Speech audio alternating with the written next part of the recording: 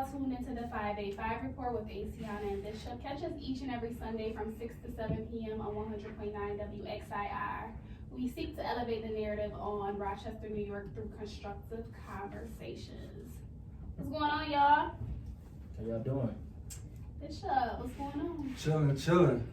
Another weekend. What's today? Today is Wednesday. It's early. It's an early day for me. Yeah, because we usually record on Thursdays, but you're like Thursday's a hectic day for you. So we made accommodations. We got Devin in the building. It's good. What's up? Welcome. So happy to have you. Before we get into you, I'm gonna be selfish and talk about me a little bit. All right. Go ahead. Talk about it, I man. asked her about this and she said, I'm gonna wait to tell you on air. So now I gotta hear it now. So, okay. Sunday was a beautiful day.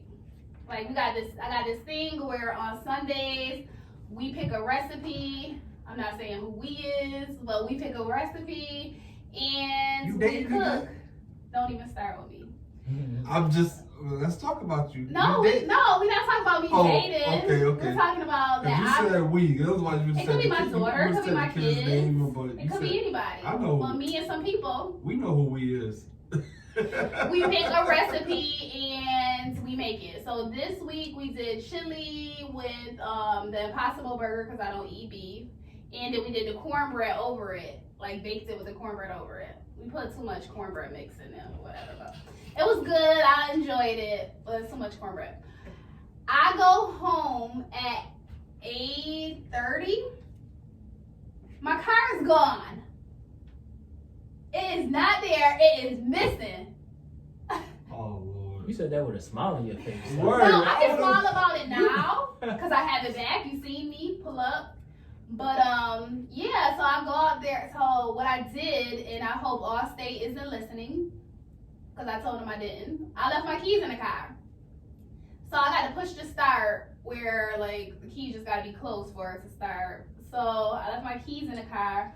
So some kid walked by and probably just like saw that it was open, got in like, oh shoot, and just drove off. So yeah, I was driving my mom's car for a couple of days, and then they called me Monday night and said, Miss Larkin, we found your vehicle. It was on Hayward Ave, and they towed it to the impound. So I found out that even though my car was stolen, I had to pay $185 to get it out. Yeah, once they take it, it's a wrap. Did they have to take it, or I could have said leave it there? Did you report it stolen? Yeah. Yeah, they gotta take it. They can't just be like, all right, we got your car, come get it. We gonna wait for you. Okay, so I just wanted to know that. But I was still pissed because I had to pay $185 for someone who stole my car. Then they still got my keys. So I was about to say, let me ask you this. Technically speaking, Yeah, I did know. they steal your car? They did. It didn't belong to them, so they stole it. I mean, they didn't break nothing to get in. Anyway. The doors was unlocked and they had the key. She gave me this car if I would got caught. Yo, she told me I could go to the store real quick. No. So yeah, so I got it back. It wasn't. They trashed the inside, but the outside was fine. So that was that. There was a number in the car on a piece of paper. Say my bad. No. No, it said a person's name. So I called the number. I'm like, hi, my name. I was like, hi, can I speak to Jay? The person's name was Jay. And I was like, Jay, did you steal my car? And he was like, who is this?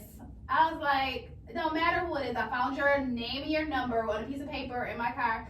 Why would I steal your car and leave my number in your car, darling? You sound mad smart right now. Just somebody else told on them. Just all over the place. So I was like, I didn't ask you all that. I just want to know, do you know who stole my car? Or no, did you steal my car, or were you with the person who stole my car? I don't know what you're talking about. He was like, well, is it on a yellow piece of paper? I was like, yeah. He was like, ha ha ha. Well, I didn't steal your car. I was like, all right, have a nice day. A few seconds later, he calls back. He's like, I feel bad. You seem like a nice person. I'll tell you what happened. So I guess the dude who stole my car was like, yo, you got some weed? He was on Hayward Street, like to the guy, Jay. Like, yo, you got some weed? And he was like, nah, I don't smoke. And he was like, oh, you mad cute. Let me get your number. So the dude gave the dude his number. and that's how the number got into the car. We not even, Bishop, I don't want to have to edit the show this week. Don't even keep your comments to yourself. Okay? Wow. So That's a turn of events. There. Talking about a dropper. Woo! Didn't see that coming at all. So the dude gave the other dude his number, and yeah, and so he was like, they kicked it for a while, so he was inside my car, they was kicking it in the car. And when the dude had got out, he had gave him my case of bottled water out the back. He like, yo, you like water here? Wow. And shot my baby hydro flask. Like, those are expensive. Pink hydro flask. He just shot it. Like, oh, I was like, so now that I know he live on Hayward, I don't know if he's gay or bisexual or whatever the case, but yeah, so I know he's dark skinned and his name is Ty, I believe. So I've been riding up and down Hayward, not even trying to like turn him in, like give me my keys. I just need my keys back. I'm trying to pull up like, bro. Text him like, keys at least found? No, that's the guy he was talking to, like the guy he was met there. That's not him. That's somebody else. But that was just crazy. All right, so back to business. You should sell that story. It was crazy. Like I'm like my life. I couldn't even make up if I tried. That's like wait till you hear this punchline. That's definitely. You should have said like, and that ain't even all of it. This is the kicker, right? Because I got that when he said, "Oh, you sound smart." I'm like, like you mad smart. He was just like, mad smart. Just the way that you said it. I though, need you to be gave it away. around for these rendezvous you be having. No, you don't need to be around. Hold on, so back to my original question. You dating again? No, Bishop, we not talking about me dating. Right, we gonna kick it. We gonna rap later. Alright.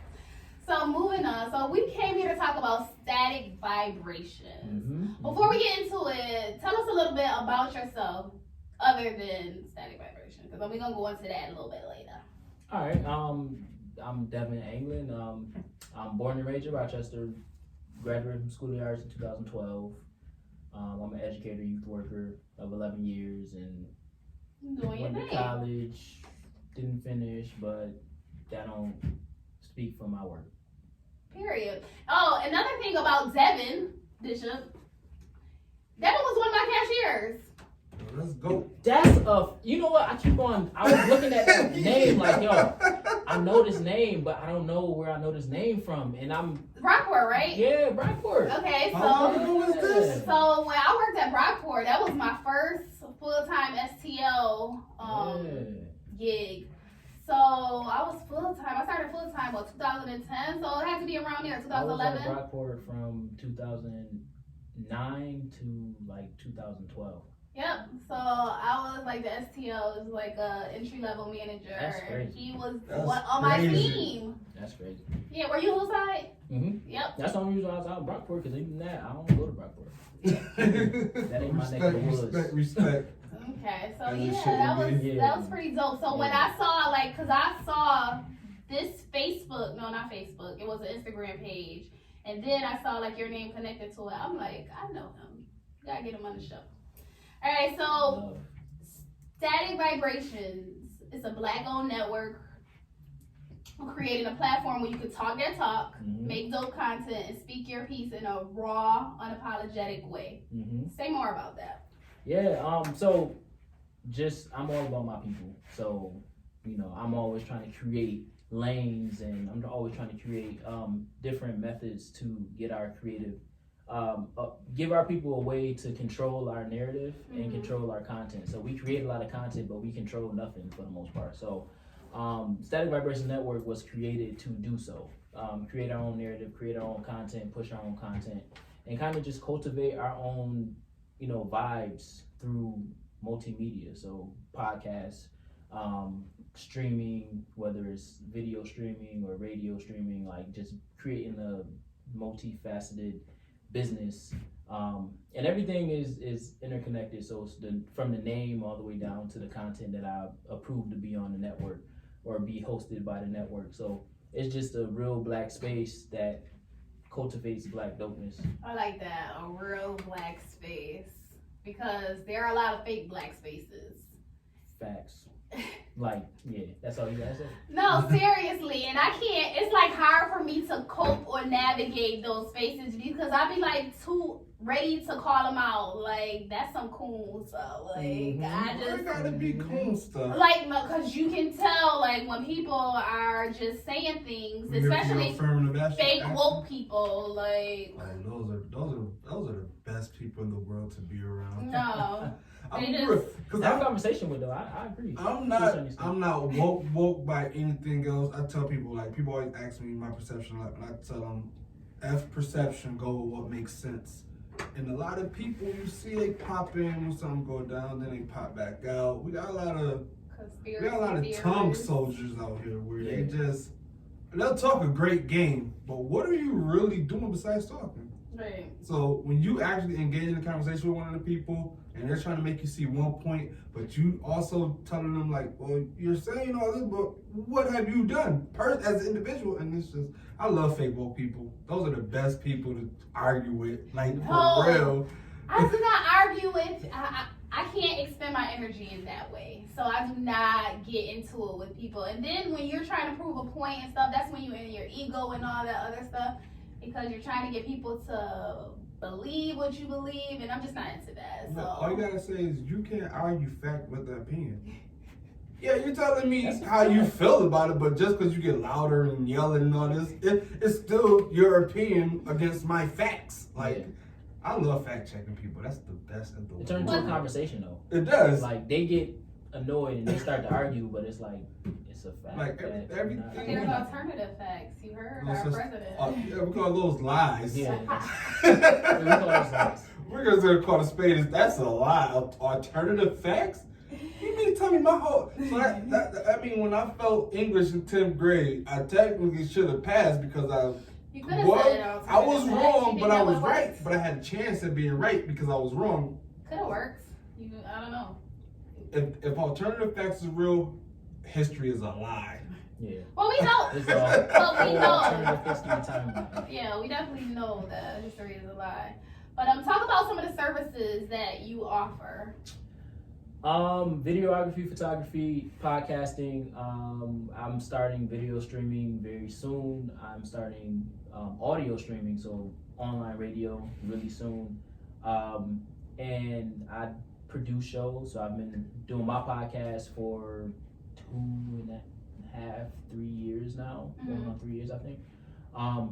So I've gotten a lot of practice producing content for shows. So when you come through Static Vibration Network and you want to start a show or whatever, if you choose to, I can help you produce your show and basically teach you the art of conversation, because a lot of people start a show and they just want to sit down and talk. But there's a method to how you craft a show and craft a conversation so it's continuously engaging for the people that's just listening, because everybody doesn't want to watch you.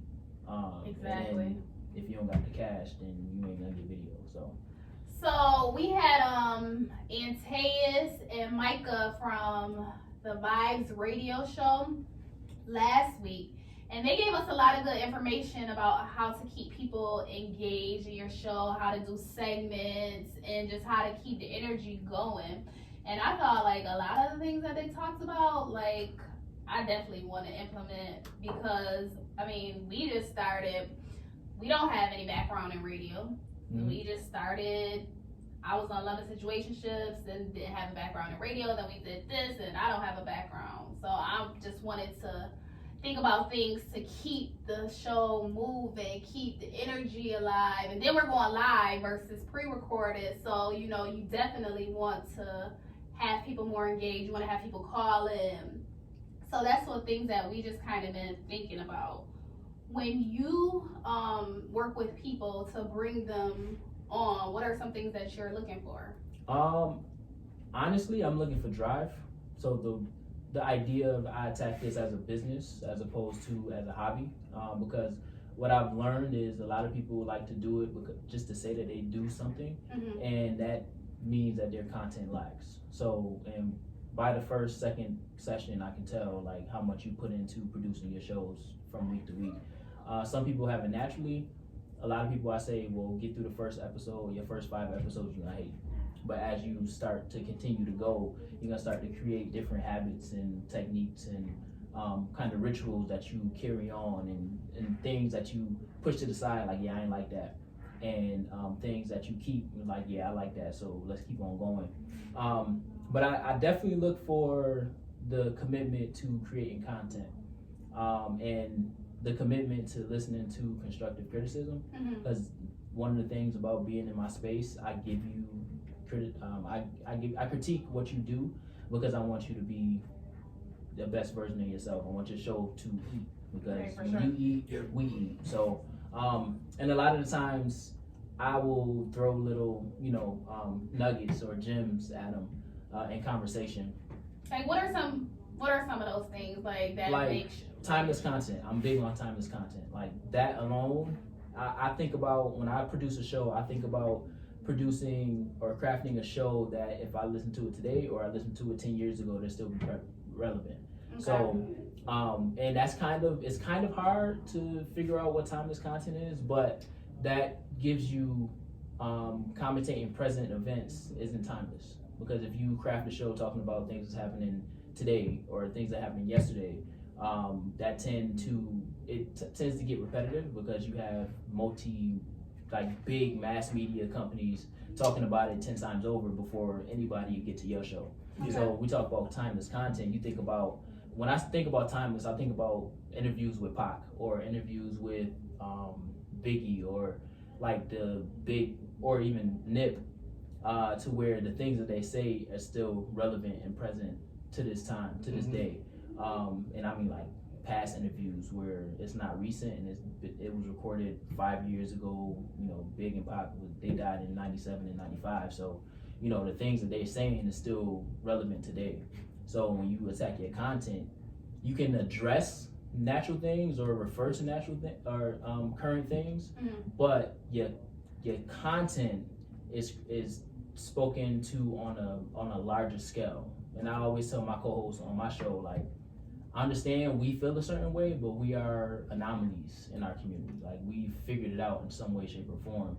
A lot of people that's listening to the show or might listen to the show, they ain't figured it out yet. So we have to kind of speak from their perspective as best as we could. Because if we all agree on something, then the conversation stops, and then now we're talking in circles. So we got to kind of play both sides, play devil's advocate sometimes, be an antagonist a little bit.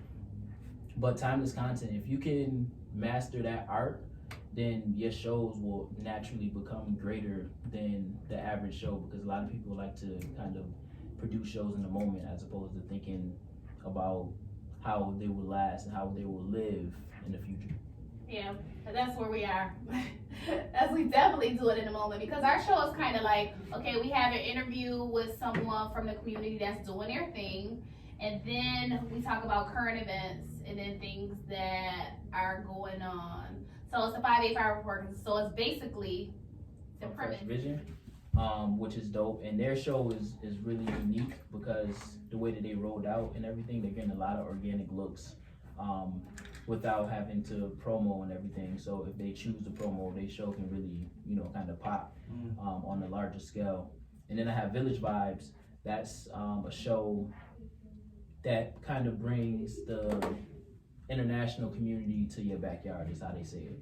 So they travel a lot. So Ajoya, or aka Joy, she owns AJ Excursions, which is like a travel agency company to where she does group travels up to I think 20 people, and they go to different parts of the world. So Brazil, Europe, Africa, and they bring back, they buy exclusive things from those countries and bring them back and resell them, and which is Village Vibes. That's what the business is. So what they do is they kind of bring an international perspective to like everybody here, to say like it's a lot out there. They talked about like new relationships, so international dating. Okay. Like, I don't even know that's a thing. I never do that. I can't even do long distance dating. Yeah. So to think about international dating, to where you living in a whole different country, you gotta go through the visas and stuff.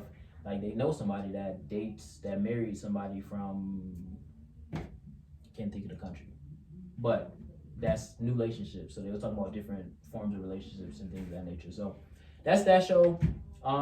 We just wrapped up Conrad is Home. That is so he had the Yellow Confessions, then he had Conrad is Home. My boy Rad.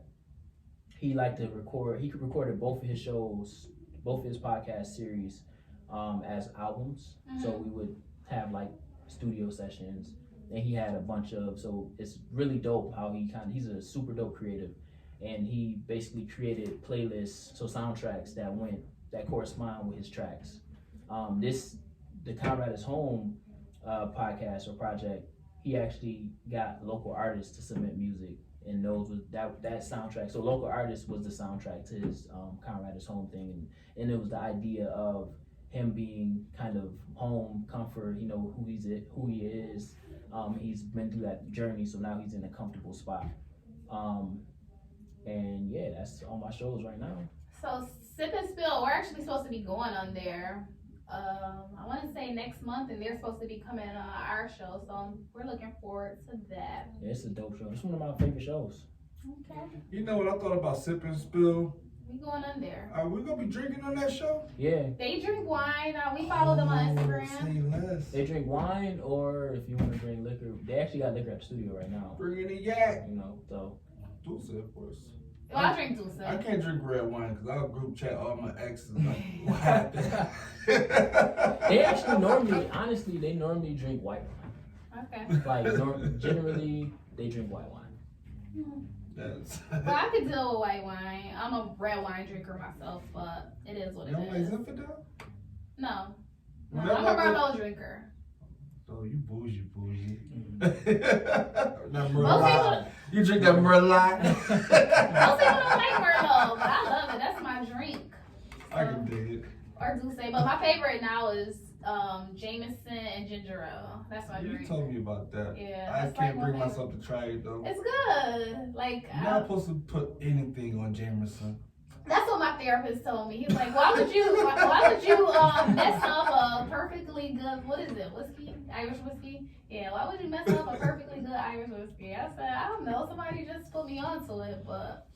Yeah, he's a drinker. He put me onto something called. So your therapist is a drinker. I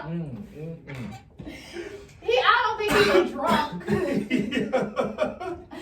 He's not a drunk, but he does drink. So he told me about a bottle of Yellowtail or something. He told me to go check out. So I gotta check it out one day. He said it was like $100 bottle of something. He said his son bought it for him, purchased it for him, and then he went to go to like Market View Liquor or something and get it himself, and they told him it was like $100, and he was like, "Oh, I'm glad my son is doing well for himself."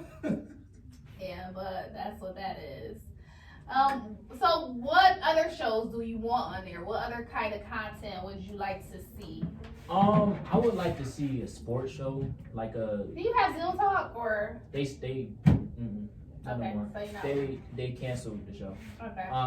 But I would like to see a sports show, something like real time, so something like the barbershop that LeBron does. What does LeBron do? So he has, it's not technically like a sports talk show, but it's sports personalities from around the sports world, and they talk about kind of real situations, real things, but they connect it to like how sports helped them get through mental health things and things of that nature. So Are they deep? Yeah, they get deep. Okay. They definitely get deep. But I would like to see a sports show that kind of commentates sports from a different perspective. I tried to get Zill Talk to go in that realm of not commentating on current sport events, but like commentating on sports in a way that it keeps the listeners engaged on a different level. Like they're getting a different perspective of what a sports show can be. I had ideas of starting one, but I got too many shows right now. So yeah, I definitely want to see that. I actually just started a community conversations podcast as well. So we record every Saturday, and we're going in. So I run a black space, and now I'm going into black spaces and kind of giving them a, you scratch my back, I scratch your back type deal, to where they will get like a 30-second to a minute video or commercial at the conclusion of us kind of recording their space. So I'm always trying to create creative ways to kind of put on black-owned businesses, if they're, they have that social responsibility aspect to their business, to where they're giving back to the community and things of that nature. So right now we're doing our first season on community topics on community over at the cultural Baobab Cultural Center on University. Oh yeah, I've been in there. And hopefully next season we'll be at the Avenue Black Box, and the season will be based on arts and healing.